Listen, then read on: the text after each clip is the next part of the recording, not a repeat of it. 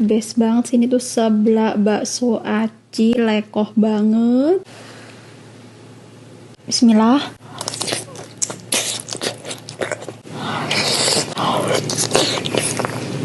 Ini sengaja aku bikin nyemek soalnya enak banget, jadi lebih lekoh gitu rasanya. Makin pedas makin mantap.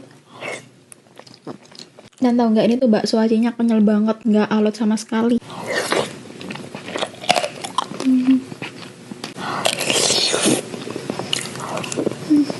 Bumbunya ini tuh nggak hanya pedas tapi rempahnya berasa banget. Soalnya ini tuh aku masak pakai bumbu mis dasem, amis lada asem.